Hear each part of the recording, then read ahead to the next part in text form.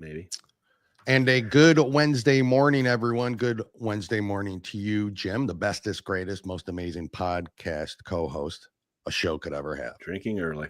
Not drinking yet. Folks, stay tuned. On the first half of our show today, we have with us Retired Sheriff Richard Mack. You are going to want to stay tuned for that. We're going to talk all about Trump's appointees, what happens now that he has been elected, and it looks like he's going to take the House, already has the Senate, took the electoral vote, popular vote. What goes on from that point? That plus so much more. Jim, on another great episode of what? Live from the Patriots Prayer Network studios. Yes. It is. Two guys, one coup. America, we woke up.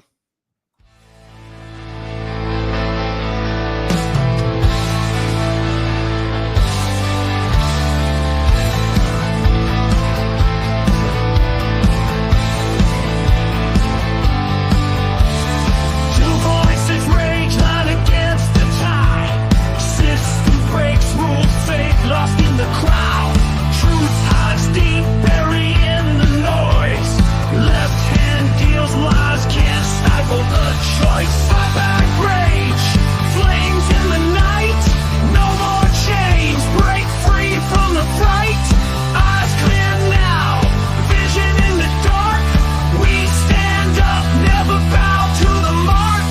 We are the storm, we are the fight. Two guys, one coup, bringing light. No more lies, no more games. Stand tall and truth, break the chains. They spit and scream, push buttons in the dark. Yet we rise, never crumble in the park. Paint our faces with colors bright. March ahead in the dead of night. Shattered dreams won't silence us now. Left and right mix poison in the vow, but we see through, we feel the beat. Good morning again, everybody.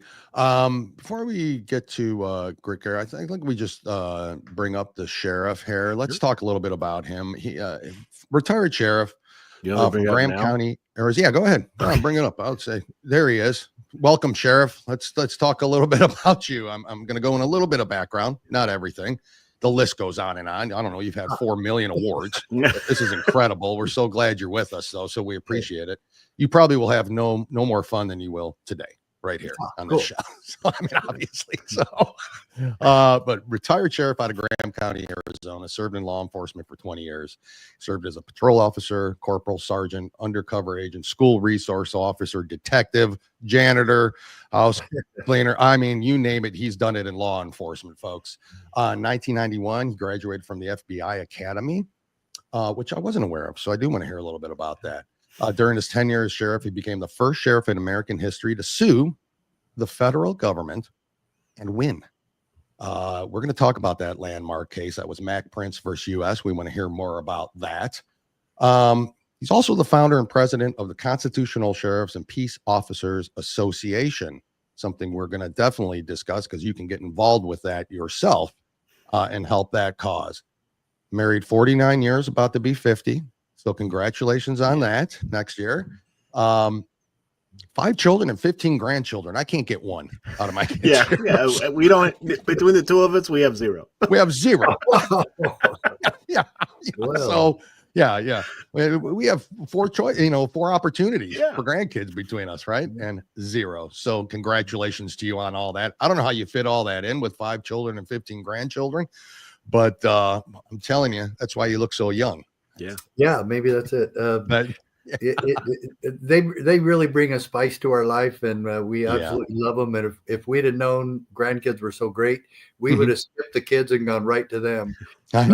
We really have a great time with our grandkids and going to their events. And just recently, my grandson, my oldest grandson, played in the Utah State Golf Championship. Oh wow! and he had a hole in one. No wow. way. He aced I mean, most professional golfers never get a hole in one. Never No. did He's been golfing 2 years, and he's got a my hole in one. gosh. Yeah. Oh my gosh. I'm telling you, he's living right. Yes, 58 years. It was not the one highlight hole of in the one. whole tournament. He didn't win it, but Mhm. that was the highlight of the whole Oh, tournament. of course it was. Wow, good for him. Wow, yeah, Wow. that's a feat. That's impressive. And for those that don't golf, give it a try.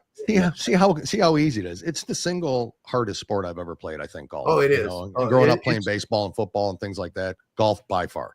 You're right. I've done every sport. Yeah. And the one that's the most difficult to be constant is because it's the most inconsistent sport I've ever played. Absolutely. You use the same club, the same ball, and 2 times in a row, and one goes left and the other one goes right. That's right. Why? I don't know. It's usually, for me, it's the club. Yeah, sure it is. It's not the swing at all. It's no, not at all. I mean, when they talk about a game of millimeters, it's less than that. It's it is. millimeters. Yeah. It's insane to me. Wow, congratulations to him. Yeah, And it what a proud grandfather. It was a great experience. Because we actually went to it. The 2 days we nice. Yeah, we went to every hole. Yeah. And the thing of it is, though, when he hit the hole in one, you had to hit over a big bunch of brush. Yeah. And so there was other families up at the hole, and we stayed back to watch his tee shot. Yeah. But we didn't see it roll in. Oh no. Yeah. Did anybody film it? Was there any film on it? No, and nobody filmed it because it wasn't their kid hitting. Yeah, that's right. We filmed it when he picked it up out of the hole. Yeah. And we filmed his beautiful stroke, his tee shot. Good. But because of all the brush in the way, they had to go over a little pond and all that. Yeah. The cattails and everything. And how old is he? He's 16. I know. Is that crazy? Wow. Yeah. I've had one. I've golfed since I was 15, and I've had one ace. Yeah. Wow. Yeah. Holy smokes. We're in a great area for golf. But that's 55 years. 55 years I've had one. He's been golfing 2 years. He already has. I know. At putt, I have like over 100. Yeah. He's good through the windmill. Yeah. Oh, that windmill's a tough one. Yeah. It's rough. Oh my gosh. Well, you still reside in Arizona, am I correct? Yeah, I'm in my home right now. I have an office. This is my office in my home, and I'm looking out to the morning sun, and it's beautiful here in Arizona this time of year. Absolutely love it. Yep. And, what's wrong with Maricopa I was raised in Arizona. Both my wife and I are from Arizona. Yeah. What's wrong with them in counting ballots? Like, what is going on out there? So, I know said we're not the here same for thing. that, but I'm but we weren't alone. Nevada and California, I know. California still counting. Why? Iowa still has. Yeah, Iowa still has a Iowa of all places. a house seat that's still being counted. It's like, well, we need to ask Florida what they did, and then I know we do it right down here, and I don't know. It's just they do it, and bam, it's done, and we know by 9:01 Eastern. It's like it just seems to make sense. But anyways, again, welcome. Thank you for sharing that story about your grandson. I dislike him now because of it, but that's okay. That's my own personal fault. Let's talk about a little bit about your career. I want to, if we don't mind getting into that. Not everybody's called to service this way. It takes certain people to do this. What led you there? Did you have a mentor or something that kind of guided you down that path, or were you just like sort of? My dad was an FBI agent. Oh, okay. And he retired from the Bureau in 1975. Okay. And he has 5 sons. And I thought, one of us ought to follow in his footsteps. Yeah. And it never worked out. And I was going to college in Utah. I went to BYU. Oh, okay. And first I graduated from Eastern Arizona College. And so I got a 2-year degree. Yeah. So I had 2 years to finish. And I really got my degree in Latin American Studies and Spanish, because you can have just about any degree. And if the FBI needed a language, which they need Spanish more than any of them, because I really wanted to work in Puerto Rico for a few years and then come back to Arizona and raise my family here. But it never worked out. And while I was working my way through college, I was a part-time meter maid. Oh, wow. Hey, do you guys know the official term for meter maid? I do not. Parking enforcement cadet. Wow. That's a good title. That's a nice title. It's huge. Parking enforcement cadet. Yep. So I was a meter maid, and I really got to like the department. It was Provo Police Department, and I really got to like the guys. And they had a great athletic program. We played other police departments, and the FBI put on a great big softball tournament. Yeah. And we always got second. Yeah. For some reason, the FBI always won their own tournament. Always won? Jeez, why? And how long were the agents hired? Like that week? Yeah. Right. They brought in the ringers. The ringers. Yeah. So, but I really enjoyed all of that. And so I just hired on full time in 1979. I know I'm really dating myself, but as you alluded to in the introduction, I've done everything in law enforcement imaginable. I've investigated the murders, family fights, and then when I was a detective, I was also the school resource officer, as you mentioned. Great. Yep. So I became a specialist on crimes against children and crimes committed by children. Wow. And I don't get into a lot of that. I have a lot of scars from what happened to children that I had to try to protect them from their own family. And it was really emotionally taxing on me, and I didn't share it with my wife. I'd say, "Oh, I had a horrible case," but that would be it. I didn't go into the details, and I still don't. I'll go. I'll talk about the murders, and I'll talk about some of the other cases I had with. But a little girl got stuck in an irrigation ditch, and she drowned inside, and they couldn't get her out.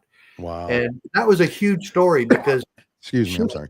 She was dead for about 20 minutes, and she lived, and I keep in touch with her today, and that happened 40 years ago. Wow. Holy smokes. Yeah. Wow. And I even did a presentation with her at a local school. Yeah. And she didn't know what I knew about the incident. Wow. And so she goes, "Oh, wow, that all happened." And I even wrote a book called The Naked Spy. That's the only, I've written 8 books, and that's the only novel I've ever written. I want to make it a movie someday when I get the time. But there's a chapter there called Rachel, and that was her name. And it tells the story in there. And it was a real miraculous, amazing spiritual experience. And and so I got to know the family really well. And then I moved on, and then I was teaching school here, and a teacher there had the same last name as Rachel. I didn't think anything of it until she walked up to me. She goes, "Were you an officer in Utah?" And I knew her last name, and I went, "No way. Yeah. You're related to Rachel." Yeah. And she goes, "Yeah, she's my sister." Wow. Yeah. So I brought her to that school, and we talked about what happened to her. And she needs a wheelchair. She's not confined to it, but she needs it. And she has an eye that she can't move. Yeah. But she can still see, she can talk, and she's smart as a whip. Wow. And, amazing. That is the success stories really are that's gotta, keep you going, right? When you talk about the horrors of all the other things. Those are the ones that we see people at their worst in law enforcement. And that was one time I saw a family and this little girl and the doctors and everybody that really brought her back. And her story is so miraculous. And every now and again I talk to her about it. I'm not very much on these types of shows, but just so you know, I've been through law enforcement. And then when I was sheriff, of course, I became the first sheriff in American history to sue the federal government. The Clinton administration. I sued the Clintons and and you're alive to tell about it. Yeah, that's amazing. I'm alive. No, we're glad you are. Yeah, but the day's not over, so you never know. Yeah, you don't know. You're right. It's short. But the Clintons, you never know. You do never know. And they are so corrupt. I kind of like Bill because I think he would be fun to party with. That's the only reason. Exactly. He spoke a few truths. He epitomizes that the Democrats don't care what you do in life. We love you. If you're a Democrat, and we'll have you speak at our conventions and everything else. Yeah. But it was a miraculous case. Yeah. And that we actually went to the Supreme Court another huge miracle, and Yeah. that we won. Oh, Just even- that's beyond Pluto, Yeah. beyond any imagination. I never thought it would go that far. Justice Sure. Scalia wrote the decision, Nice. and he just absolutely knocked it out of the park. And folks, I need to tell everyone, Yeah. this is the most powerful 10th Amendment state sovereignty case in the history of our country. Explain by the that further Yeah, to, yeah, to well, our listeners. If you This is could. the case that everyone, you need to buy this book on my website. It's a little pamphlet booklet. It's Yep. 16 pages, fits right in your shirt pocket. Yeah. And everyone should get this because this proves that the federal government is not our boss. Mhm. And historically speaking, who formed the federal government? Exactly. The states did. The Yep. 13 original states, the founding Correct. fathers, we the people, we formed the federal government, not the other way around. Mhm. And we delegated them with certain very discrete and enumerated powers. Correct. And Scalia says that in this decision. Yep. Mhm. So Yep. and these are only $2. You can get 3 for $5. And Yeah. I'm not making anything off of that. You want to Yeah. buy my other books? I make some money off of those. Yeah. But this Yeah. one is the most important book you can have. Yeah. And really, folks, Yeah. it will totally amaze you. And you want to hand one to Mhm. local officials and your sheriff, especially your county attorney. This is the Supreme Court saying, Yep. you know, because county attorneys and lawyers will always tell their sheriffs, oh, you can't stand up to the federal government. They have supremacy. Yeah. No, Well, they no. don't. No, they don't. Correct. And Scalia addresses the supremacy clause in here, and he straightens that out. Wow. If these people will just read it. Yeah. Right. Exactly. Well, that's the Exactly. thing, you know, What read happens it. when you so say like what happens when you know your county attorney or even your sheriff? Not all sheriffs are on board, right, with this idea. They're not. Right. They're not. You And know, they're not educated. what do you and- do as a citizen at that point? If they aren't adhering to this case. Okay, there's one, you go talk to them. Yeah. 2, you have a lot of people call him.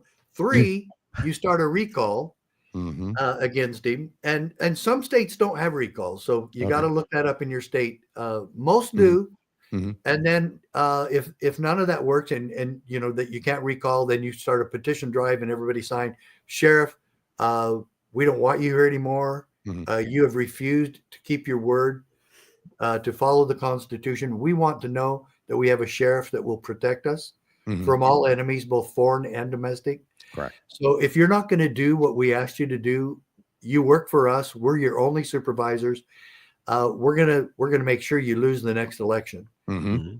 We'll That's give you the key. we'll give you a chance to repent and come back, and we want to support you. We want to support you. Sure. But if you're not going to support us and you're not going Then- to keep your oath, Yep. there's no way we're going to keep you. Yep. Correct. Correct. And That- there's that- 3,086 sheriffs in America. Our goal at the CSPOA is to have a third, 1,000 of the sheriffs in this country that are solidly constitutional and will not compromise their oath and will not compromise with the tyrants of Washington, D.C. Where are you at this point? Yeah. All right. Well, we're as far as we're how about many? we're about 300, Okay. Good. and it's not enough. Yep. It's not enough. We Jim, still did you have a something? lot I'm of sorry. work I to do. interrupted. Yeah. I If we interrupted. get 1,000, we're going to still work for more, but Sure. Of course. 1,000 Yep. would save our country, and Mhm. it would be enough to have Trump's back. That's the key. Can you That's the key. for those of that aren't familiar with it, can you tell us what started this if that led you to this lawsuit? Yeah. Oh, very good question. I'm glad you brought that up. Yep. It was called the Brady Bill. Mm-hmm. Oh, And the okay. Brady Bill was the first time in history that the federal government, Congress, and the White House promulgated legislation that commandeered the office of sheriff for federal bidding. Mm-hmm. Yeah. What? Yeah. What? So, yeah, that's great. Okay, just so you folks know, the federal government is not our boss, and he's definitely not your sheriff's boss. The Yeah. federal government has no authority over your sheriff. Yeah. Quite the contrary. Wow. So they wanted us, and they commanded us, they ordered us to enforce the Brady Bill for them for free. No, Yep. no negotiation, no talk, no money. Yep. And I wouldn't have done it. I mean, there's enough political prostitutes in Washington, D.C. I Yep. didn't want to join that crowd. So Correct. I wouldn't have done it for money. I wouldn't have done it at all, but because it was so wrong. Mhm. And so the BATF sent 3 agents to our all the sheriffs in the country when they had their state association meetings. Here's the BATF presenting us a 25-page document that detailed our marching orders from Congress and the White House. Yeah. And then we read the part where it says, and that part is in the book, where it threatened to arrest us if we failed to comply. So That's just saying no to the federal government, they were going to arrest us. So we were facing a $10,000 fine and a year in prison. Yep. Jeez. Just for telling the federal government to take a hike. Yep. So Exactly. I was definitely going to tell them to take a hike, but all the other sheriffs acquiesced. And they said they didn't like it. They were cussing up a storm. Sure.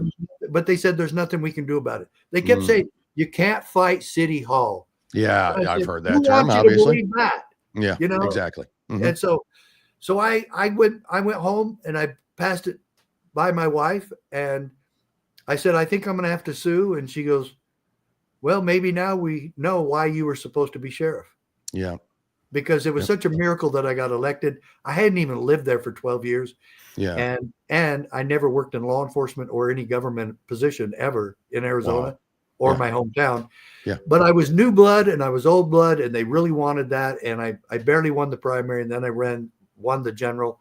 I was reelected in 92. And then the Brady bill came out in 93. And the very day it took effect, the NRA lawyers with my lawyer filed Mack v. U.S. in federal district court in Tucson, February 28, 1994. And then 6 other sheriffs joined me in the lawsuit. And Sheriff Printz and I ended up at the Supreme Court in December of 96. The decision came out from the Supreme Court, Justice Scalia as the author, June of 1997. Wow. It has not been changed, has not been altered. And let me quote you one quote. Scalia quoted the Constitution, the Founding Fathers, and get this, he even quoted the Federalist Papers. Really? Oh, wow. So that makes sense. Federalist 51, he said this. Hence, a double security arises to the rights of the people. The different governments will control each other. At the same time that each will be controlled by itself. So it's our job. It's the checks and balances within the Constitution that require us to keep each other in check. Yes. And yes, your sheriff is supposed to do that, Mr. County Attorney. The only problem with lawyers is that they went to law school. That's right. Other than that, they're fine.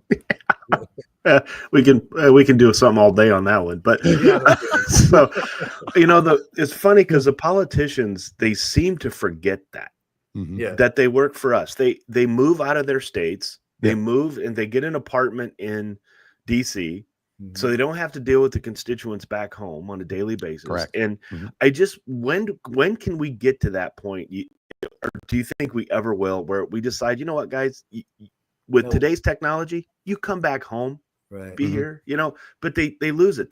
They're looking down on us now, and it's like it's frustrating. Well, most of them just care about re-election and who's going to drop a check on That's on right. their campaign fund. And I tell you right now, though, returning to our constitutional basics, I think it's starting right now. I do too. The sheriffs have got to be a part of this. In fact, how would we ever be successful in deporting all these illegal aliens? Yeah. Which I know some illegal aliens. Mm-hmm. They're good people, and some of them are even friends of mine. And I told them, you've got to go home. Yeah. And everybody else needs to go home. Yep. You want to do this? Do it lawfully. Do it lawfully. And we welcome you that way. We all have friends that have done it legally. We have correct. Okay. And so the sheriffs are going to have Trump's back on this. Yep. And how would you do that? They don't have enough. They don't have enough people in federal government to do that. Correct. They don't. The sheriffs already know where a lot of these cells are, where Correct. a lot of the terrorist groups are, where the cartels have set up shop, and we can start getting them out of here. Yeah, you're not wrong. I'm worried that they're planning something. Regardless, the sheriffs have got to be involved and very aggressive. Correct. And that makes sense. I mean, they're the boots on the ground every single day in those communities. Who Amen. knows more than them? Right. You know, so that's absolutely. So you think that's how it's going to, I guess we're kind of switching gears a little bit now that Trump has won the election and is the president-elect. Promises made, promises kept. I know he's going to do it. And so has anybody, do you, where you are now, and especially in Arizona, we hear a lot about it. I'm East Coast, Jim's in Midwest and Indiana, and we hear a lot about Arizona and the influx of illegals crossing the border there, Texas, California, you name it. Is the sheriffs in your area on board with this? Do you have good representation there now? Or are you still struggling with even some of those down in the Tucson area or anything like that? Well, the Tucson sheriff's a putz, and he and I don't get along very well. I would guess not. And the thing of it is, though, we've never talked, we've never met, and we've never talked. Wow. But the thing of it is, he started bad mouthing me to a constituent of his, and kind of went public, and he said that Sheriff Mack's a white supremacist. Of course you are. Of course you are. And so where I know where that came from. And it was from the Southern Poverty Law Center and some other national commie groups that they're the worst. That hate our founding fathers, hate the Constitution, hate America, and they want to replace it with the Communist Manifesto. Yes. So, of course, if you're defending the Constitution, of course, you have to be part of those old white men founding fathers, and that you're a white supremacist. Correct. I'm not a racist. I'm not a white supremacist. And I will tell all of you, all of America, everywhere, God-given liberty is for all God's children. I don't care who you are. I don't care what color you are. I don't care who your daddy was. I don't care about your nationality. I don't care if you're religious or what religion you are, or you're not religious. I don't care. I don't care if you're an atheist. God-given liberty is for all God's children. Amen to that. Well said. It's for Rosa Parks. It's for Martin Luther King. It's for all people, because there can be no exemptions. And if there's exemptions, everybody's going to get their turn. Right now, the federal government, and I think Trump will straighten this out too, are really going after the Amish because they don't pasteurize their milk. And Sam Gerard from Kentucky, I was working with him. I worked with several. Amos Miller right now in Pennsylvania is having his farm destroyed by the government. Holy smokes. And folks, just so you know, this is one, their pursuit of happiness. Two, their religious beliefs. Correct. I'm sorry. But so if you don't want to buy their raw milk, then don't buy it. Don't exactly. Right. And that would be how simple this would be. Yes, correct. I did not know that. If you want to do like with cigarettes, put a warning on it. We don't care.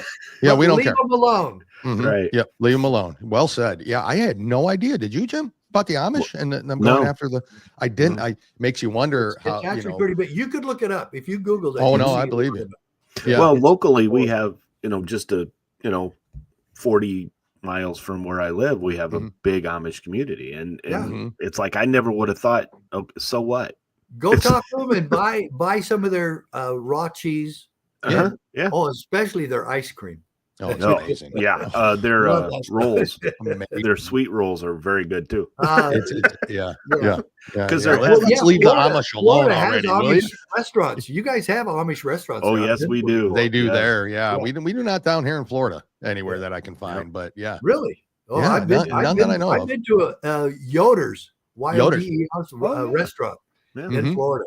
Yeah. Oh, you have? I didn't know there was a Yoder's. There's a Mary Yoder's up in Ohio. I'm originally from there, and we used to go there all the time as a kid and all that. And just spent some time up in Ohio. And there's a huge population in the Middlefield area and all that of Amish. And it makes me think back to how Pennsylvania and how Scott Pressler was so influential in getting the Amish to vote and to get, and now it makes sense. I didn't know they were going after their farms. The Amish in Pennsylvania were voting this year. Yeah, they voted in full force. I think they really helped. They did. So that was interesting. Yeah, that's interesting. Jim, you got something, or do you want to play a couple comments at all? I don't know. I've got this one here. There's one. I'm not showing one of them, but I don't know what it says. Here's Sheriff Mack is our people. Yep, no doubt about it. There's by the way, I'm not Amish. Yeah, I know.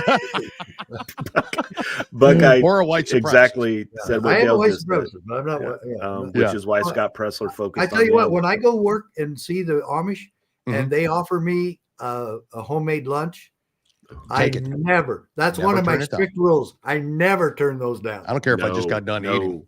Yeah, exactly. You take Because that I always meal like each when and you every come time. out. I'll go to like a Dunkin' Donuts and you have 6 donuts, right? Mhm. But then you go to an Amish bakery and you bring 6 donuts out. You need 2 hands to carry that. You can't. And that's why they're this so big. good. They're huge. I absolutely love them. They're My great. gosh, how did we get the food? Now I'm hungry. Yeah, same here. Any rate, let's get back to you and what's happening here. So on the Trump administration with the border situation, has anybody reached out to you from that administration at all? I know some of them, but in fact, I'm trying to reach out to them, and I'm trying to find a path to do it. I know General Flynn very well. I know Mike Flynn very well. Yeah, good. And they can do it. But I also know Tom Homan. I was going to ask you about Tom Homan. Yeah. That was going to be the question. And so I've already left him a couple of messages, but he's been really busy. Yeah. You think? Yeah. And I'm going to be on Steve Bannon here in a few days. Good. Again. And good. Yeah, you were on there before. Mm-hmm. Yeah. And so I've got a couple of things I'd really like to say to him. And to be honest, one of them is a friend of mine that's an expert on oil drilling. He said Nevada needs to drill baby drill. Yep. And he's already checked into that. He said there's some big deposits there. And they will bring up oil and gold. Oh, no kidding. It's huge resources ready to be tapped. Wow. That's one I want to get to him. The other one is my degree is in Latin American studies and Spanish. I would love for a couple of years, maybe the whole 4, to be an ambassador to like Guatemala or El Salvador. Or that'd be great. That's a good idea. Yeah. And Dominican Republic, wherever. I think I could do that job and do it very well. And yo hablo español. Yeah. So you have our support. Yeah. I don't know how much that helps you. Matters. Well, if you guys can take care of that for me, come on. Yeah, I'm getting right on it. I'm gonna. We know people that know President Trump. Yeah, we know people that know him. We don't know like everybody. Right now, I think we need to pass that through Marco Rubio. Yeah, I think so. Do you think going to be Secretary of State? Do you think so? I've heard that, and I'm not sure. I go back and forth. It looks like it's going to be. It looks like it's going to be. Yeah. What do you think of his cabinet so far while we got you here? His picks. I think not just Tom Homan, who I think is absolutely solid. Yeah, Tom. I mean, give me 20 Tom Homans there. Agreed. But I don't see any deep state people, and that's the mistake that Trump made the first time. Yep, I agree. I don't think he's going to make that mistake this time. I don't think so. And so far, he's not. One other person I would really like to see him put in his cabinet somewhere. How about Director of the FBI? Sheriff Mark Lamb. I know. So I was thinking about that. I was thinking about, and I don't know what it is about Arizona and the sheriffs you guys produce there, but you have some just absolutely solid killer sheriffs. I mean, Sheriff Joe. I mean, everybody knows, right? So I mean, you've had all of these great sheriffs out there. Mark Lamb's a good Sheriff choice. Joe Arpaio, Sheriff Richard Mack. That's right. There's actually a couple others. So there is. Lamb, he's still sheriff, isn't he? He leaves January 1st. He does. Okay. All right. He was running. He was trying to run for Senate, was he not, or something like that? But he ran against Carrie Lake, and she already had a base, and he just couldn't undo that base. And all the polls showed everybody likes them both. Yeah. It's just that she was already there with. She had the name recognition probably. She started before he did, and he still has a wonderful future here, or probably across the country. But I would really like to see Trump consider him. Trump knows him. Trump's met him. He's been with him before at the border, and Lamb was very solid on the Constitution. Yeah, we always talk about you can't just go with that top. You got to. I mean, you got to go at least. They've got to do something different. People down to get rid of those hierarchies. If you want to revamp the FBI, do it with Mark Lamb. Yeah. Yeah, wow, that's a good solid choice.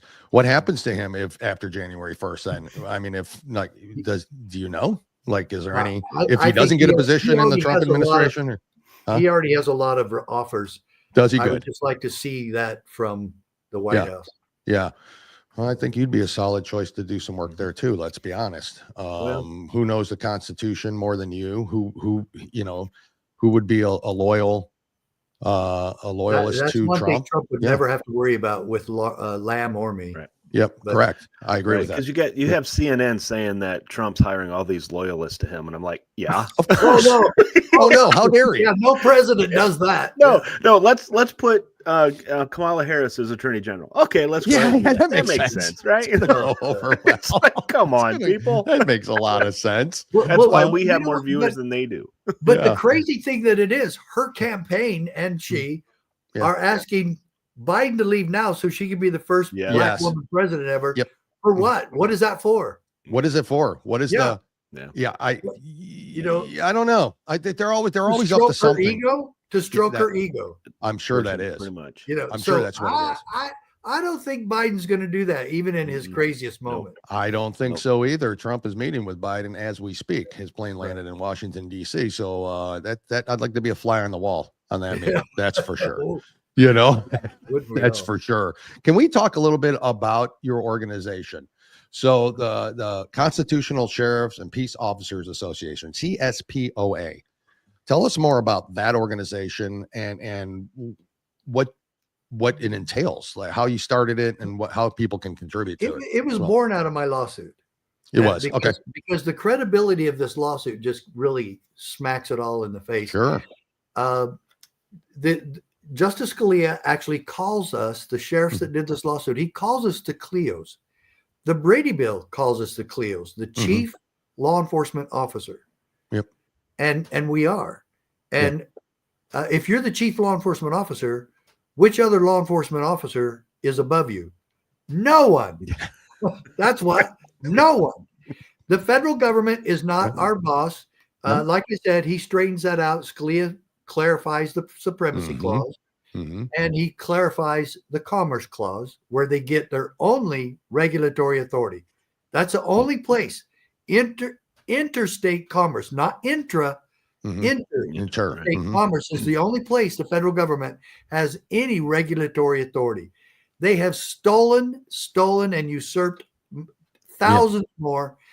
And that's where the states and we, the people, have gone to sleep. And we've got to wake up and do that. And I really think the way that Trump is headed with Musk and Ramaswamy, and they're going to downsize all the stupid bureaucracies and the spending, that really is going to be taken care of. I think so too. That's a solid choices too. We didn't even talk about that. Yeah, that would be great. But the CSPOA has taught that and professed that. It's been part of our tenets. And like our whole thing is based on 4 words. Our motto is uphold, defend, protect, and serve. So that's the oath of office. It's the Constitution, and it's our duty to protect civil rights of the people we work for. So why do we still in this country put up with the cruelty and bullying of the IRS? Yeah, I agreed. Do they follow the Constitution? Oh, okay. So random, baseless audits are constitutional. Yep. No, they're not. They are not. No, they're not. And the sheriff should just tell the IRS, you're not doing that in my county anymore. Oh, the other sheriffs over there, that's their problem. Correct. I control this. You are not going to audit innocent citizens with your baseless, unconstitutional audits. It's not happening. They have every right to say that. How are you going to stop us, Sheriff? Well, if you keep doing it, I will show you. Yeah, okay? That's right. I will show you. And I guarantee you we can. That's interesting. And another thing is, I know for a fact the federal agencies, these federal bureaucrats do not want to fight with sheriffs. We know that without any question. Okay. So the point of when I formed the CSPOA, it was 2011, but I was already doing it. I was already teaching it for 10 years prior to that. So it really was born out of my lawsuit. Again, that started in 97. I lost my 3rd election primarily because of this lawsuit. It created a real controversy. I didn't win at the Supreme Court until 10 months after the race, and people were tired of it. Okay, I understand that. Yeah. Because they all said he's not going to win, and I had to agree with them. I never thought we were going to win. Sure. You know, I was realistic, but yeah, at the same time, I had to try and I had to fight it. Right. Yep. There was no way I was going to go along with this. Yeah. Do you realize what the office of sheriff would be today? Yeah. It would be controlled by the federal government anytime they wanted if we had lost it. So it protected the Second Amendment. It protected the office of sheriff, and it put the federal government back on its heels. Amazing. Regarding all of that. And by the way, there were 5 Brady bills scheduled. Oh, there were. Yes. Okay. And it was going to completely gut the Second Amendment. Wow. Wipe it out entirely. And so 7 sheriffs did more to save the Second Amendment than Congress has in the last 150 years. Amazing. And most people don't know that. But right. No. I guarantee you that the gun rights groups do. Yeah. So they worked with us big time then.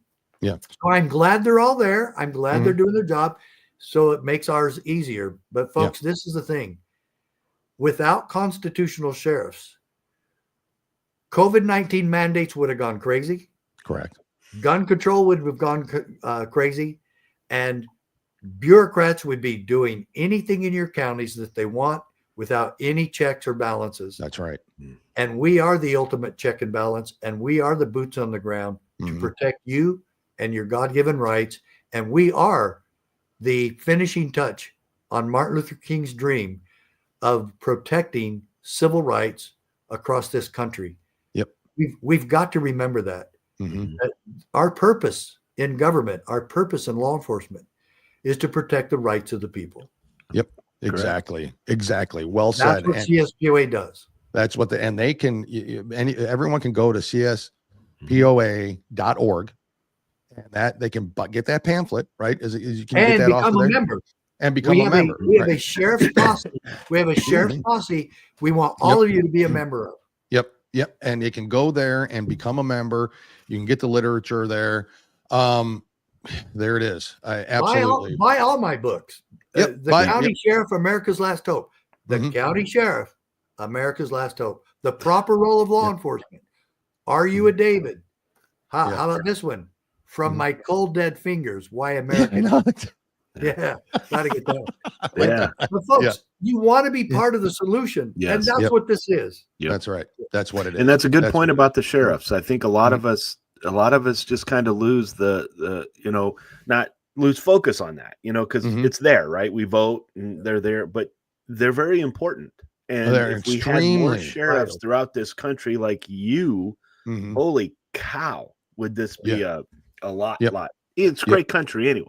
But it would be a lot better. But imagine if they were all, if they uphold the Constitution as they should, as they serve the people as they should. I never think about what the heck the sheriffs would have looked like if it'd be the FBI basically running your towns, right? Or some federal bureaucrats running your towns. Anybody from Washington D.C. that wanted to. Oh, anybody. But imagine this. What if Kamala had won? The sheriff, the absolute only place to turn in this country would be your county sheriff. Yep. That's true. And in a lot of ways, he still is. But now we've got a president. It looks like that we're going to turn all this around. He said, "I'm going to turn this all around." And he will. If anybody can, it's that man. Yeah, of course. There's no doubt about it. He did it before. Yeah, he did it before. There's a track record. And let's be real honest here. Why did Trump get elected in the first place? In 2016, it was because of one Barack Obama, and they can thank the Trump presidency because of Barack Obama. That's right. The one they still hail to. Exactly. Unbelievable. Sheriff, will you come back some point here and join us so we can have further discussion? Let's do this once a month, man. Let's do it. Let's do it. You're right. This was a lot of fun, and we got a lot more to talk about, a lot more to do. We do. And we need to be keeping check on all of this as it goes forward, because I'm still worried about the people who have the horrible criminals and terrorists that have infiltrated our country. I think they still have something planned before January 20th. I do too. I agree with you. I think that it's planned. I fear it's going to happen. And I fear they're going to be able to, Donald Trump's got to stay alive through this process. We know what's happened. We know. That's why I say the sheriffs, they got to be prepared, be ready. They got to be prepared. Be ready to have his back. Yep, I agree with that. Sheriff Mack, this has been a pleasure, a true pleasure for us. We thank you so much for coming on. Please go support him. Go to cspoa.org. That's where you can become part of the posse. It's rolling across the screen. Anybody can make a donation. I don't care where you're from. You can make a donation, become part of the posse, buy the book. It'll be the best education you've ever had. Jim, even you can become the posse. So if Jim can, anybody can. Please do, Jim. That's right. Sheriff, thank you again. We appreciate you, sir, for all your service and your hard work and your fight. We'll talk to you soon. Keep us posted on anything that's happening before we talk next. God bless, Sheriff. Appreciate you. Love you, man. Thank you. Love you too, man. Thank you. Oh, boys. Wow. Well, I'm telling you, kids. So sorry we didn't get to all the comments over here. I was just focused on the sheriff himself. If you want to put some up there, we can go ahead and do that. We should have had him on a little bit. We'll have to get him to record later. What happened? Did he hop off? And it's all right. We'll get it. I'll send it to Dawn. She'll get it uploaded. It'll be fine. Yeah, we did, great interview. Thank you. You just put that up there. Sorry. Yeah. Thank you, Buckeye. We appreciate it, and we appreciate everybody out Eddie there. wants to be special agent in charge of investigating the media. Eddie, gosh dang it, brother! I love that. Eddie wants to get rid of Johnson, abolish the FBI. I'm not. I don't completely agree. I don't completely agree, but everybody's entitled to their opinion. I mean, you abolish the FBI, but maybe you started over with something that's actually will adhere to the Constitution of the United States, and not be politically driven. Excuse me. What? If you get rid of the FBI, you started over with something else. That I'm not getting rid of. Johnson's the one. Oh yeah, I know but I know I'm for that. But they are an illegal entity. That's the IRS. Correct. Grit Gear defund the IRS. I was going to ask Sheriff Mack, and it was a good question. What happens to those 88,000 IRS agents that were hired under Biden? They're gone. I think the unemployment's going to go up a little bit. That's true. They'll blame Trump. Unemployment levels gone up. In Nevada, they welcome the drilling. Yep, that's right. In Nevada, I know. I'm sure they do. So, Sheriff, again, great. Thank you all for joining for that.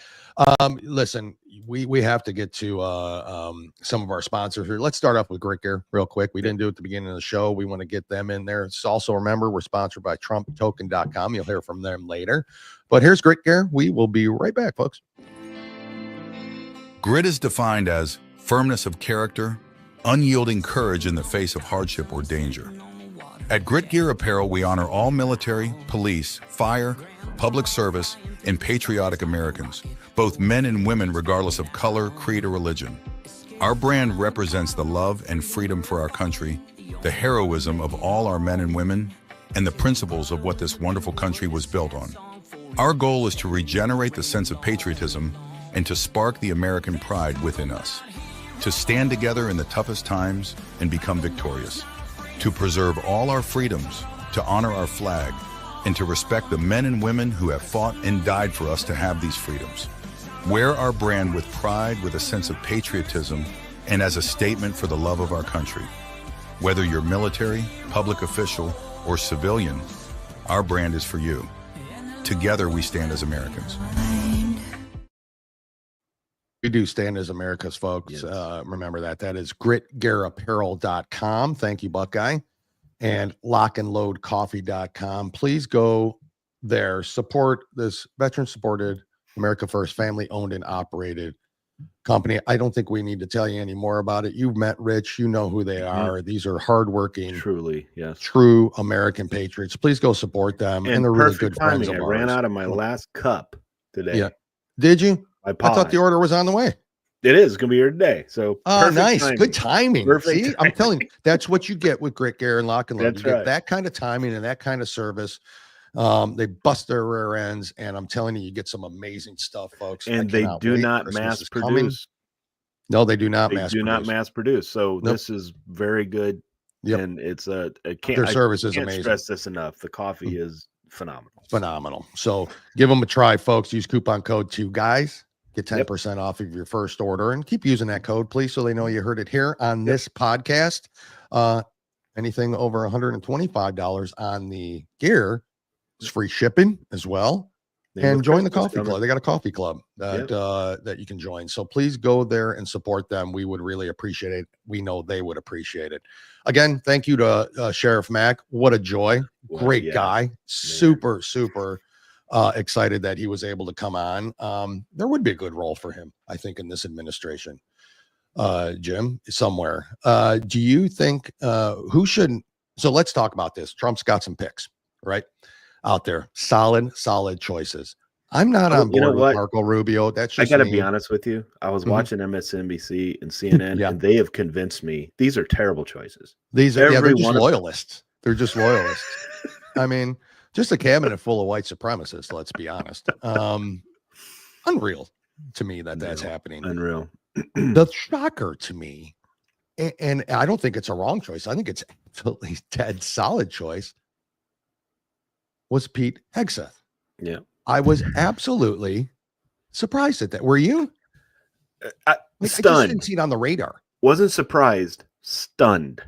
Because I had to double. I thought maybe Fox was doing a little joke when I saw this. You know, like Pete's on Fox. Like he's Fox and Friends in the morning, on the weekends. He's like all over the place. And I want to do something real quick, right? Yeah. Okay, so the left is screaming about this Peck Hegseth pick.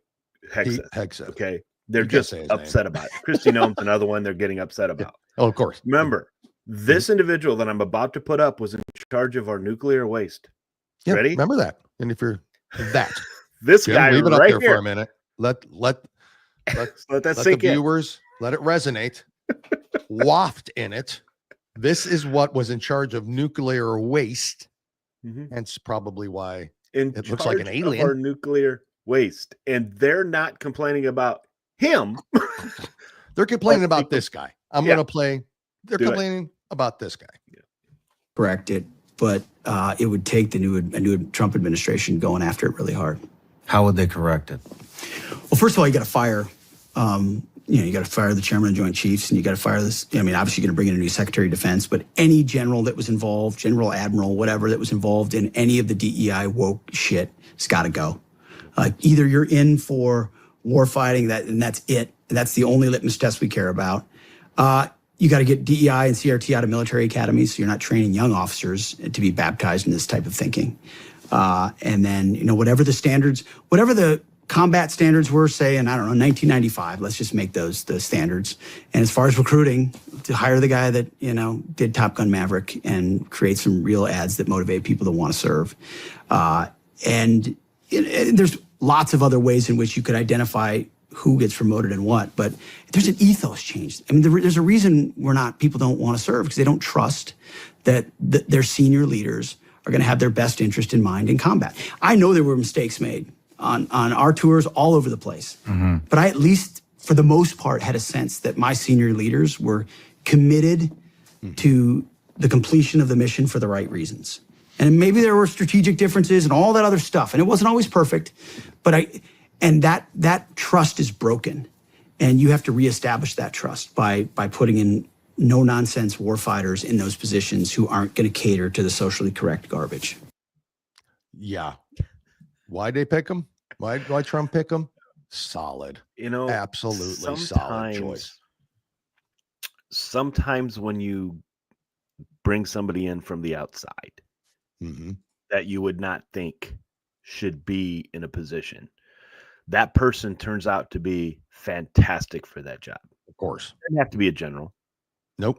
Have to be a general. That's not what this job entails. Job entails somebody strong to lead, not to, as we're coming, the way this world is going, we have people within the Pentagon that were concerned about more DEI information. Yes. They were about correct making our soldiers better, give them well prepared, give them something to fight with, and able to shoot and arrest citizens. Yes, came from the Pentagon. That's what we were up against. This is going to be a change. I agree with this, Buckeye. The next best thing would be Dan Bongino as head of Secret Service. I can't think of somebody better. And it's like, would he be willing to leave his radio show? That would be the only question that you would to serve under Trump. And I think 100%. So because that'll be there when he's done. That'll be there. To me, is there anyone more obvious than that? I mean, you look at the cabinet, you can predict, okay, well, this person would make a good attorney general, or this one would make a good director of the Secret Service. I don't think of anybody better fit for that position. I truly don't. I agree. And I but maybe, maybe there's something else. I don't know. So I agree. Yep. He also, Jim, I don't know if you have anything to show there, but he also picked, which I thought was a little bit surprising too. Not Elise Stefancic, not at all. Love that pick. Love that pick. Yeah, he picked Cash Patel, and I can't remember now what they picked Cash for. I had that at the top of my head. FBI, right? But have they made that official? I don't know if they made that official. See, I don't see it as official, but FBI I heard is what. Yeah, but I haven't heard that. Official, you haven't heard? It's okay if maybe he is. I mean, good choice. Good choice. But here's why I think it would be. So here he is. This is who he is. If you aren't familiar with him.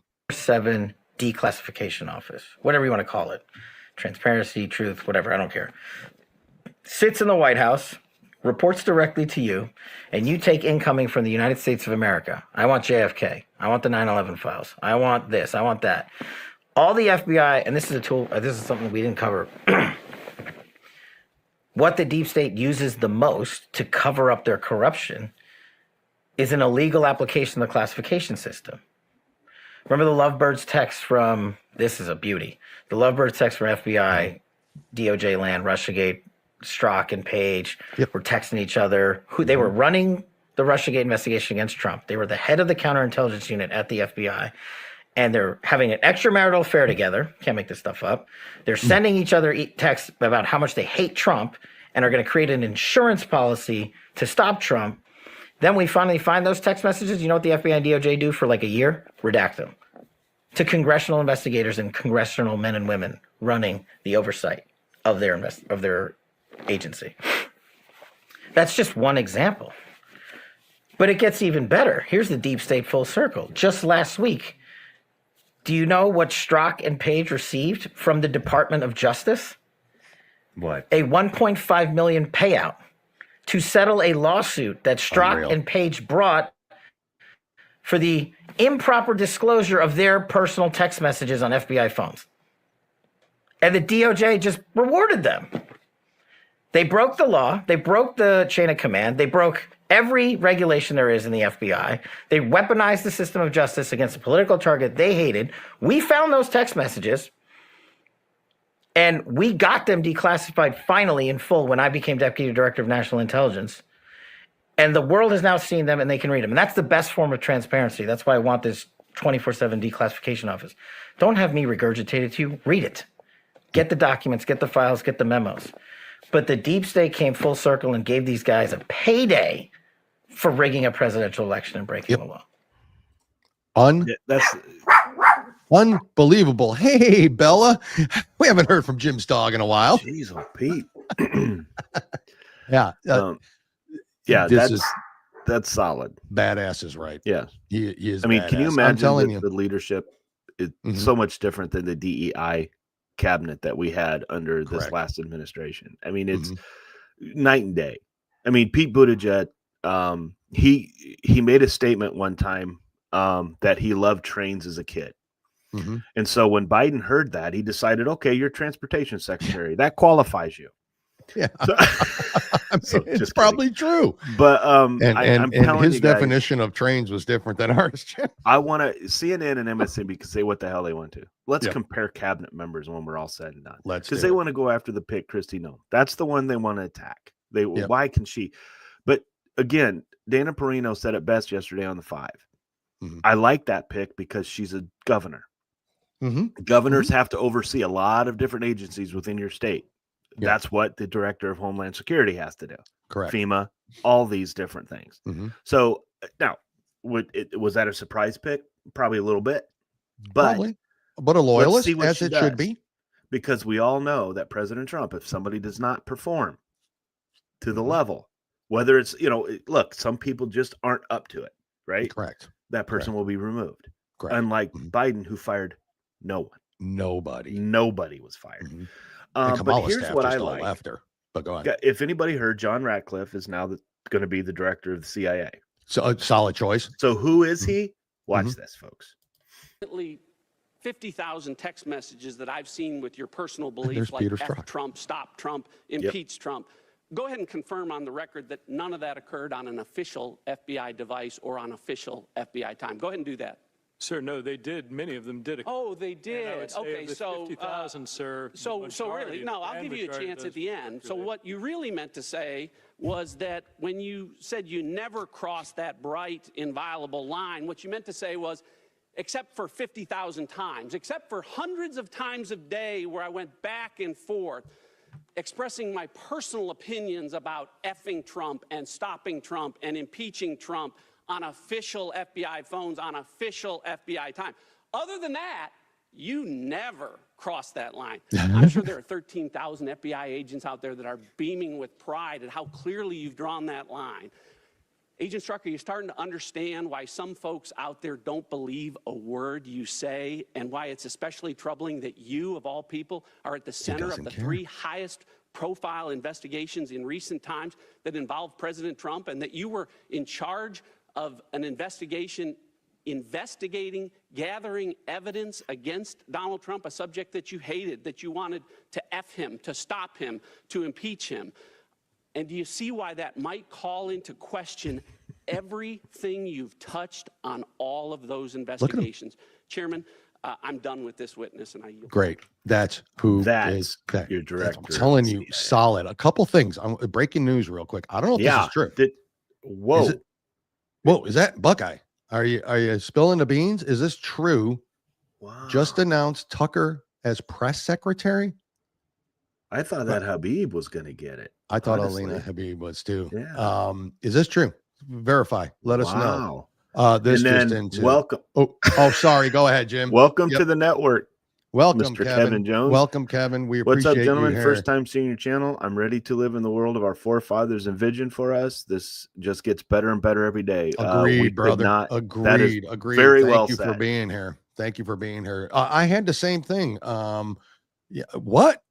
Richard Crick, Tucker Carlson. And then Kevin he said last night he wouldn't do it. Yeah. So yeah. I don't know. Well, a lot of people say I won't. Yeah. I wouldn't do it. It's not for me. Sure, once asked or once. You know what though? So we'll see. Buckeye, let us know. About this. That's true. Think about this. Somebody from CNN asking him a question. Nothing's going to be better. His old employer, by the way. Nothing will be better than Sarah Huckabee Sanders giving them assignments, giving them homework to do. Yeah. Nothing. But I can see Tucker doing something like that. I can see and sounding intelligent though. And that's absolutely right. I have a question for you real quick. I think there's still pretty big cabinet. There's a lot of cabinet positions, but the Attorney ones Attorney General and Secretary of State for me, right? Right. Those are kind of the two I'm looking at. I don't know Attorney General. I'm not quite sure who I'm thinking of at this point. Secretary of State, I keep going back to, I don't want a Rubio. I just don't. I don't want Marco Rubio. I think he's deep state-ish to me. I think he's been in that long to be deep state-ish. I think somebody who is not, and I think who would be solid and who has stood behind President Trump is Tulsi Gabbard. I think she'd be a great Secretary of State. A lot of people might disagree with that. I understand she's got views on Second Amendment views that don't quite mesh with, I think she left that party. She's a Republican. And she's loyal to Donald Trump. She is not deep state. If anything, she's opposite of deep state.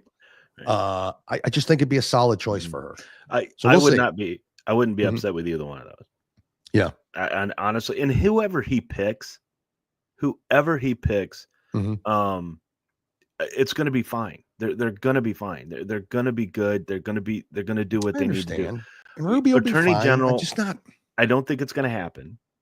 Yeah. But I know Attorney General, Ted Cruz at one time, I think would have liked to have been an Attorney General. I think he could have been a good one. Senators. But that's the thing. You can't keep taking senators from because that leaves some dangers. But Treasury Secretary, that's going to be interesting. But I do know one thing, folks. The Department of Energy Efficiency, or the Doge, whatever they did for with Vivek and Elon. And Elon. This is where they're going to start, folks. I'm going to show this to you. I don't know if how many people know this, but Okay, here's what happens, and this was from Ashley St. Clair. I want to make sure that she gets credit for this, but this is the garbage they're going to have to clean. $1.5 million to study the effects of yoga on goats. Now, who's yoga to say? Goats. I bet you this $1.5 million didn't go to do that. Well, I bet you it went to whoever idiot congressman thought of this shit and got it. 1.7 billion maintaining empty buildings. Well, that's efficient. What? Yeah, that's efficient. $5 million on campaign to promote an alternative music scene to get hipsters to stop smoking. What about old guys? So $2 million to create an internship program that resulted in the hiring of one full-time employee at the Department of Agriculture. Wow. And in 21 alone, the government managed to misplace $281 billion in payments. Yeah, do you think that's going to happen under Vivek and Elon? The one you can't see, and I kind of wish, because the way Eddie put that in there, it's kind of hard to see it. But there was something for dairy cows. I can't. Music. Yeah. What the effect of music would be on dairy cows? That matters.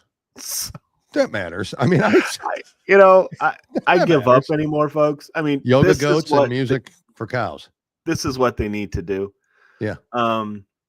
Yeah, that's crazy. Said, some just posted the press release. So this is the Tucker Carlson news we're hearing. Yeah, because Greg Gear came back and said, I'm not seeing anything yet, but Buckeye said that some have posted it. And Kevin actually was going to say Tulsa Gabbard before you did. So you yeah, thank you, Kevin. I knew I liked him. It's only on SpaceX fan club about Tucker. Okay. Okay. Hi, honey. Hi, honey. Yeah. Oh, that's yeah.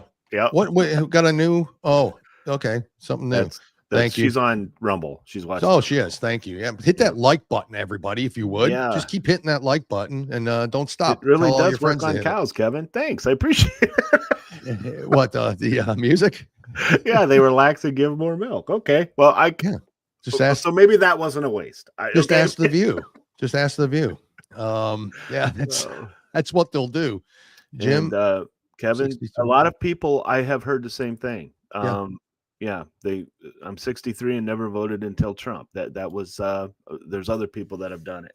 Yep. So. That's thank you. I mean, for doing that. I'm glad you did, and I'm glad you decided this time to vote because it was literally a matter of saving our sovereign nation. Yep. No doubt about it. Did we dodge bullets. Literally, Trump did. We did figuratively as a nation. That is for sure. Jim, let's get in. We got to get in Trump token here real quick. Yep. If we can get that in a little break, folks, and then we will be back with a couple other things. We still got some stuff to show you. So stay tuned for that. America faces challenges like never before. Economic uncertainty, social unrest, debt implosion. The foundations of our freedom are under attack. To restore strength, prosperity, and the American way of life, Trump must win.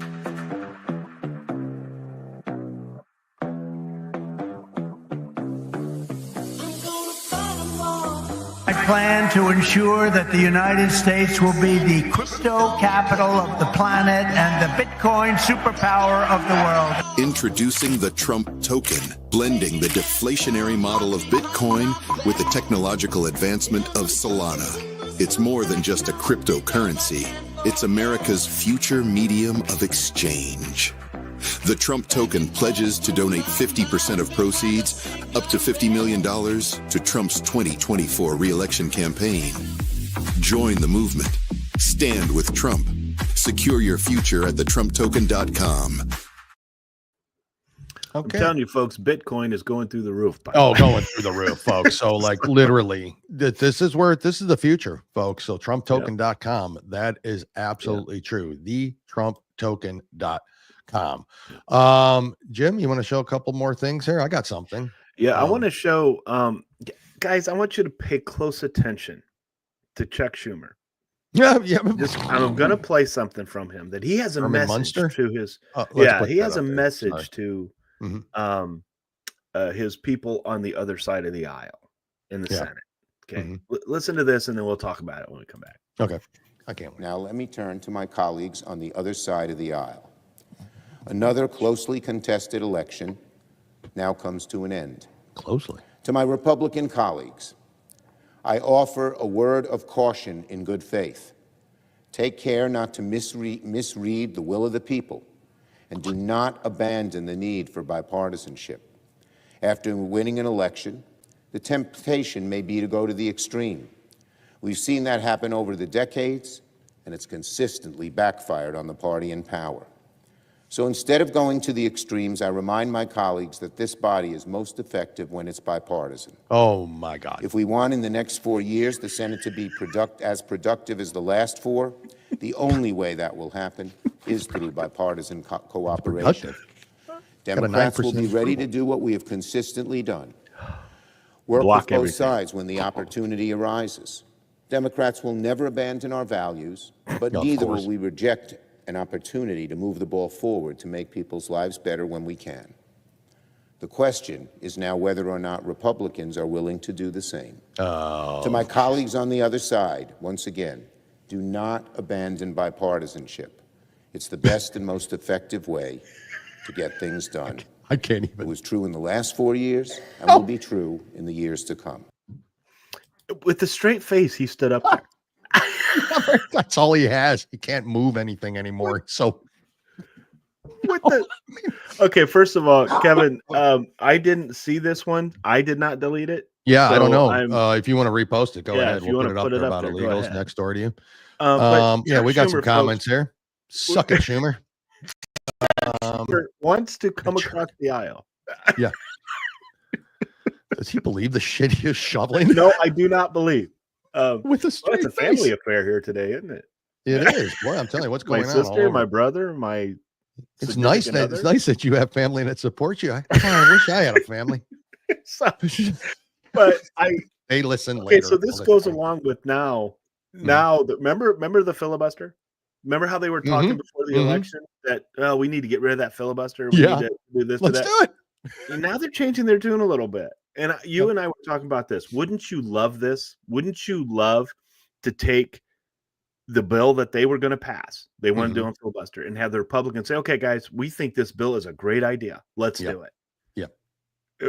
I know they won't do it, but God, would that not be fun? Because folks, when you do that, it's going to come back and get you. Yeah. Okay. It's going to come back and get you. Oh, this was sweet. Dale. Aw, thank you. Yeah, absolutely. I will. In that case, Larry, you're not the oldest anymore. How old is Larry? No, you know what? I think he might be older than you. I think he might be older than you. Yeah. Yeah. I think. I mean, I clearly look younger. Okay. Jesus. He looks 90. He looks like Schumer. This one, Kevin said, I have illegals next door to me, and the cops in Kansas City, Missouri do nothing. Well, who's in charge of your 3 more months, Kevin? Yeah. Give it 3 more months. Yeah. Give it 3 more months. But who's running your city? You know, that's the issue in most cases. And who is your sheriff in that town, as Sheriff Mack said earlier.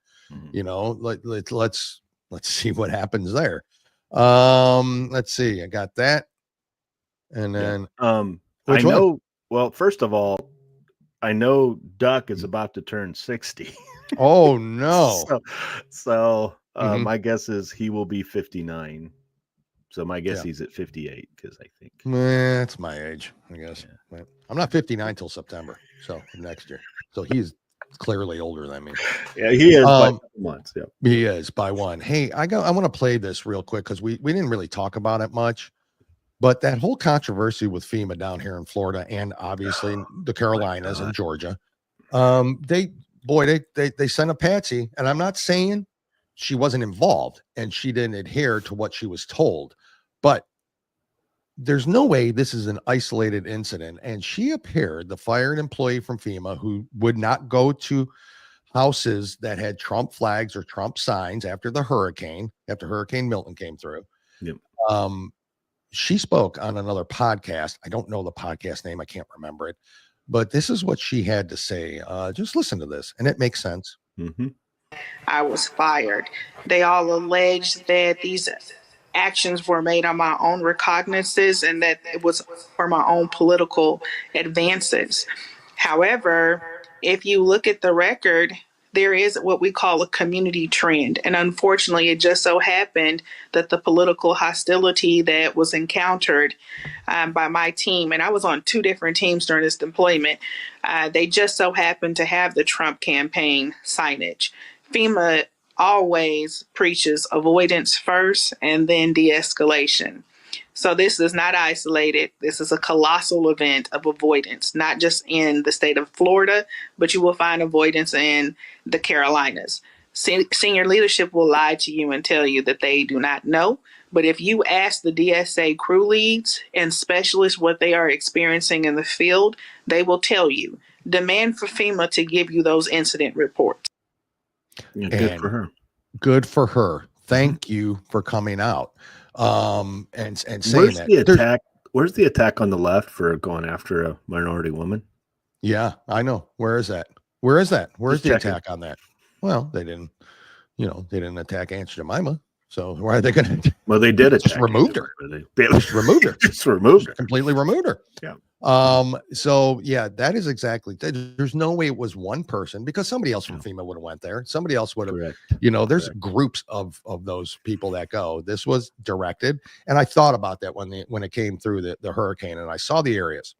And I'm not. Who's saying in charge of FEMA? Yeah, I know. Exactly. Just saying. Just saying.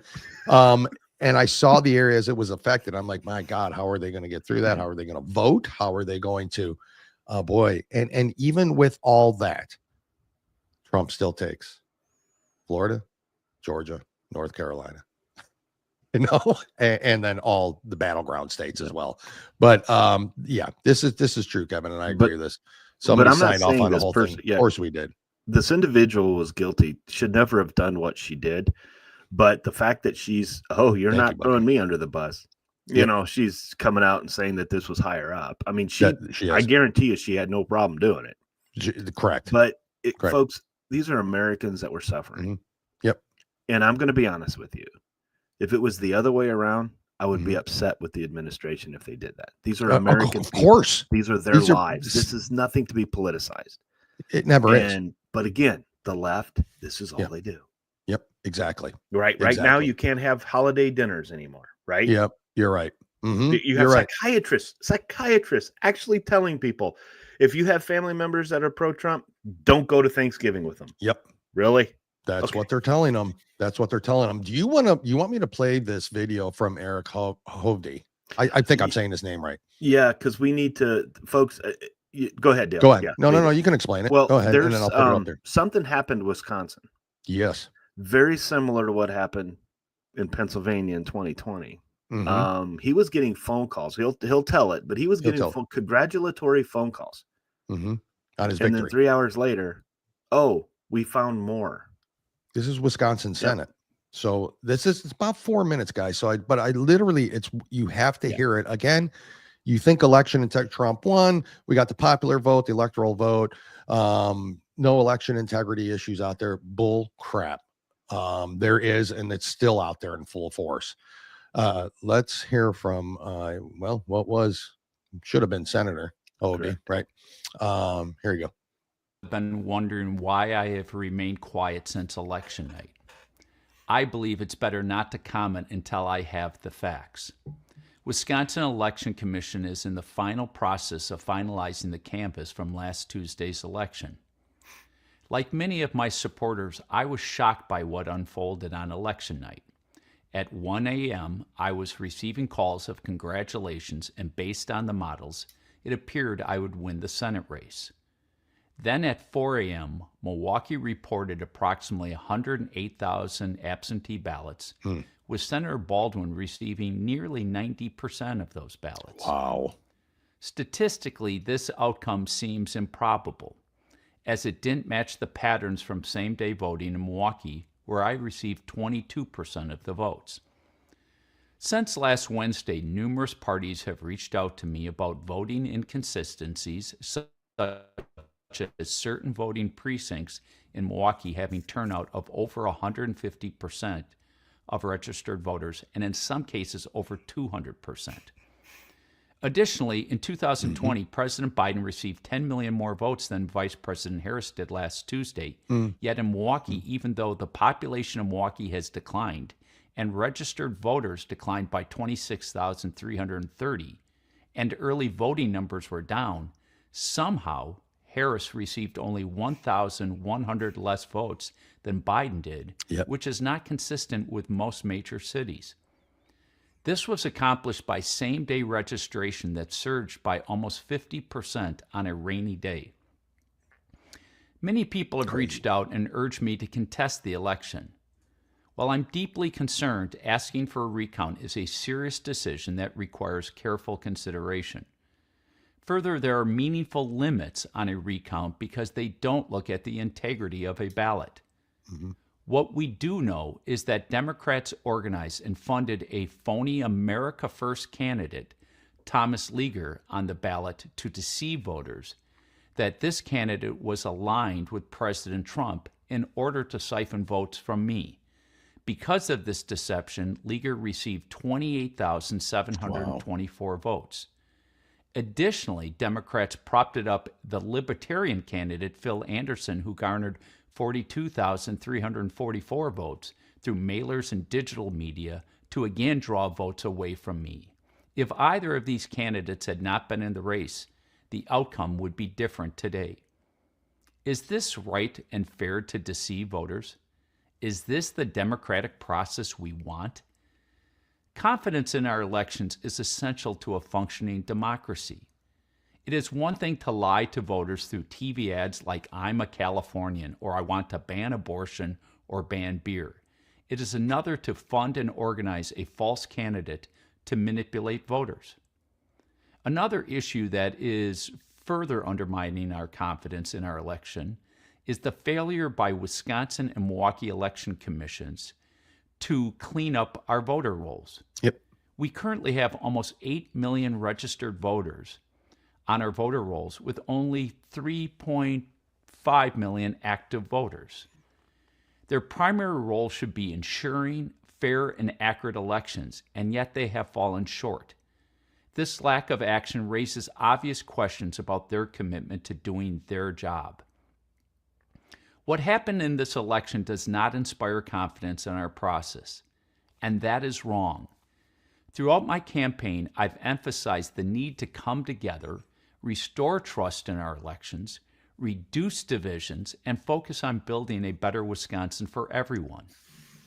Once the final information is available and all options are reviewed, I will announce my decision on how I will proceed. Lastly, I want to thank my voters and everyone I've met over the past 9 months. I couldn't have done it without you.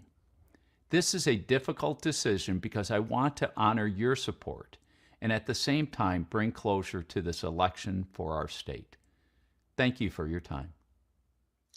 No, brother, you better fight, and you better fight like hell. You know, I understand. That is, this guy needs to fight. It's F and go. Yep, I agree. So am I, Rich. Yeah, it's just, we know what's happening. I mean, how many nations, and we talked about this before, how many nations have voter ID? United States, we still don't. Yeah, well, you saw the states. Some states. We showed it on the last show. It's just for a federal election. Federal election, IDs need to be present. Yep. That's it. I believe state as well, but at least federal elections, I agree. You need to have a photo ID. I agree. Legitimate photo ID. Yeah, a true photo ID. Where your signature matches. States of your matching states, signatures. Clean up the damn voter rolls. 3.5 million Milwaukee voters, again. And you have 8 million on the voter roll. Trump takes the state but loses the Senate seat. Yeah. This is the same thing that's going on in Arizona. Nothing. You know. And let's not same thing that went on in Nevada. Well, let's not get ahead of ourselves with McCormick yet. Oh, I know that, but I'm saying how close. I'm talking about the amount of votes. Correct. And what I meant by Arizona, I'm sorry, was Kerry Lake. It's the Kerry Lake one I'm talking about. The Kerry Lake one where, the votes don't match. They just do not match up. Real quick before the end of the show here, we didn't talk much about the fact that Kamala Harris spent $1 billion on her campaign, and she's 20 million in the hole and is asking for funding to make that up. And the guise of we're going to do recounts. Are they election deniers? Of course. But but the whole fact is that out of that $1 billion, she had to pay the celebrities to show up. We know that now. We know it was $1 million to Oprah. We know it was 1.8 million for Eminem. We know 5 million, 10 million or 5 million to Beyonce, 10 million to Beyonce for a 5-minute speech. And then 5 million for this. Would you guys pay 5 million for this? Stop, stop, stop, stop, stop, stop. I get money, I'ma stop. Yeah. 5 million. Hey, hey. お金稼ぐ俺らはスター。スター、スター、スター、スター。They See the could have kids in the background? They could have paid me $1 million. I'd have done that. I probably couldn't have shaken my hips that well, but I would have tried. Absolutely. Did you hear the excitement in the crowd though? Yeah, $1 million to Sharpton's. But I mean, all of these to have a friendly interview on MSNBC. Yeah, 6 figures to build a set. Whole thing was rigged. You know, whole thing was rigged. Do your friends come out and support you? Why did Hollywood come? When are we going to find out that the whole crew of the freaking Marvel movies got paid something to come out? That's what she had to do. They had to take that funding. $1 billion. And she's in the hole. And that's what was going to run our economy, was her. Lee Greenwood and Jason Aldean and Kid Rock. My guess is he didn't have to pay him anything. Didn't have to pay him a thing. Right. Didn't have to pay him a thing. That's the difference. And there's the difference. Boy, I just thank God every day. This, though, lastly, white dudes for Harris are not taking it well. They are not taking it well. Hey, my fellow ladies out there. So men think they own you. Take it from somebody that used to be a man. Still are. Sorry, I started over. My fellow ladies out there. You still are. So men think they own you. Take it from somebody that used to be a man. You are, man. You got boobs. You got a vajayjay. Guess what, honey? You own them. Trust me, they want it. Make them own it. I don't know about you, but I just threw up in my mouth. When I kiss a woman, I don't want to get stubble.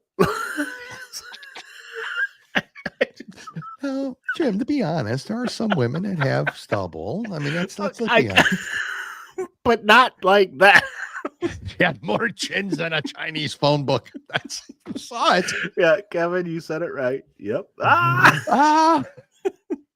Never a man, still a man. Can't unsee that. I know if you were listening, you're welcome.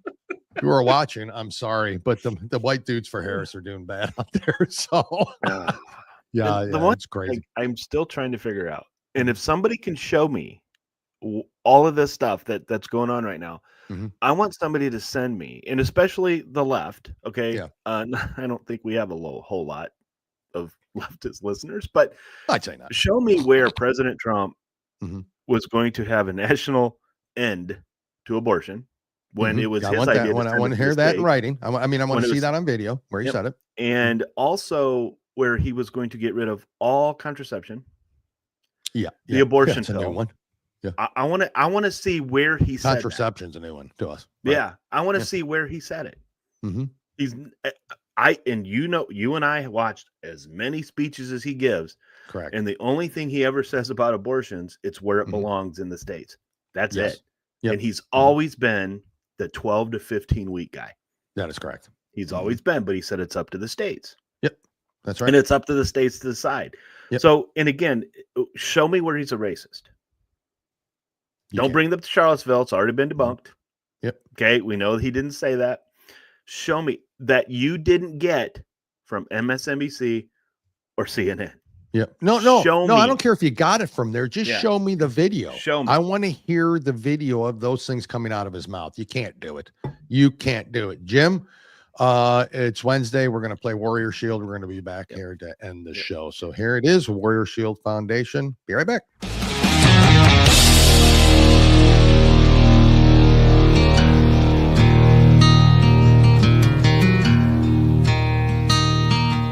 Warrior Shield Foundation is here to unite, honor, and provide support for veterans, first responders, and Gold Star family members. The foundation will enable them to find the help they need through direct assistance or by connecting them with our Shared Vision Network. Using data-driven models, we provide solutions that make a long-lasting difference.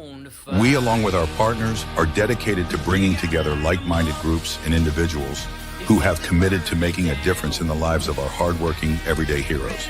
We bridge the gap by connecting warriors or their families with the assistance they deserve and require, such as service dogs, wheelchairs, counseling, scholarships, and team-building retreats, to name a few. You can help right now to make a difference for those who have helped and protected us all. Warrior Shield Foundation, selflessly doing for those who need it most. It's a long way to home, but you won't take the hard road all alone. Just look to your left and look to your right. You were born to fight. Yep, folks, warriorshield.org. Please, folks, go there. Continue your support of them. They need it. First responders, veterans, Gold Star families, those who need, assist animals, wheelchairs. They provide it all to organizations who supply that. And with the holidays coming up, of course, we always think of our veterans daily, but it just means a little bit more at this point. They won't be home with their families. Believe it or not, contrary to what Kamala says, there are still war zones where there are people fighting for these rights and these freedoms. So please go support them. warriorshield.org. That's warriorshield.org. Chip in and give a hand, please. And when we get the official date and the location, we will let everybody know, because we want to stack that place. To just come. I mean, we want this place to just blow up. We know it's going to be September. We know it's going to be Orlando, Florida area. I think we're pretty solid on that right now. Yeah, just folks, no better place to be. Wonderful weather, great locations, amazing people. The background music you heard there was from the great Ryan Weaver. Check him out as well. Amazing individual, 2-time Gold Star family member, veteran himself, an amazing performer and country music artist. So, go see him. And he's hopefully he's a trip. Fingers crossed, Natasha Owens will be making an appearance there, folks. I can't stress enough. It's a fun time. It's great. It's great. You've got some downtime to meet warriors. We got to meet some of the best of the best. We got to meet Karen Bigham. We got to meet Karen Bigham, mom, and of a Flight 93, and Colonel Gadsden, just awesome people. I'm actually his favorite podcaster, and you can't deny it because he said it in the book when he signed it. He wrote it in the book, to my favorite podcast. Somebody told him to write it. Maybe. I told him that's why I didn't buy his book. I did right up to him. I said, that's why I didn't buy it there, Colonel. nah, boober. But seriously, we'll talk more, guys, because we really want to just, stack this place with as many people as we can get. We got to stack this place. It's a great time. Stack it, fill it. You get to see us live. And come on a show. And fans, come on. More the merrier. We love it. We'd love for you to be there. If you want to we'd love for you to be there for sure. Yeah. Folks, show note, Monday, JJ Carroll will be here. For those of you who know. For those of you who don't, he was 24 years as a Border Patrol agent out of California. He knows more about the border than maybe even Tom Homan knows. He is right up there with Tom Homan, and hopefully he's got there could be a connection there between him and Tom in this administration. So JJ's gracious enough to come back on the show. He's going to talk about his documentaries, 2 of them. They came out in 2 parts. We'll get into those. Trust me, he knows about the border and he knows about what's going to happen here with the Trump one on the administration. kids is worth the watch, but it is disturbing, folks. I mean, it's disturbing. But please check those out. Yeah, please do. We want to thank Sheriff Mack for being on again. Just love that guy. Gosh. Absolutely love that guy. Enjoyed our time. I think he had fun. That's what it's all about. We got the message across. Congratulations to his grandson on the hole-in-one. I still don't like him. His grandson. How long have you been playing golf? It doesn't matter. We're not talking about and me. Folks, Dale is a very good golfer. And we're not talking about me. And I still have gotten a hole-in-one. Gotten perfect games in bowling. Not a hole-in-one. So got that going for me. You still have time. Yeah. The athletic, bowling stuff. So folks, stay tuned. Thank you again. Please hit that like button. Please hit that like button on Rumble, on X, wherever you're hearing us. Share it too, because Sheriff Mack's got to get out there. That his message has got to get out there. That interview needs to be spread around. Steve Bannon, who? No, 2 guys, 1 coup. That's who. We appreciate your support and everybody. Any more comments, Jim, before we hit the road here that you want to play? Or apparently, Rich. Yep. You let's guys have to get a hole-in-one. Yeah. Yep, we have to. We have to. Absolutely. So, and I hope so. I mean, it's just every par 3 I step up to, I think it's the one. And it never is. I'm gonna get. I think I can probably reach one on a 400-yard par 4. See, that's the problem. Green on a par 4 out in Washington. They're just too close. Washington on a par 4, right? Still missed the eagle putt. Anyway, so folks, thank you again, Jim. Your service is always welcomed and appreciated here on the show. Thanks, everybody. Thank you again, and have a great weekend. We will be back here Monday. Don't forget JJ Carroll. Follow us on Facebook too, folks. Yes. 2 guys, 1 coup. Look us up. God bless America. Right, man. It's great. A week into this, it's just a breath of fresh air. And some states are only 68% counted. What? Some states are still 68% counted. But hey. 68. Hasn't moved. The needle hasn't moved in days. Oh, they'll get there. Just a little California stuff. Jim, talk to you later, my friend. Nah. See you. Bye.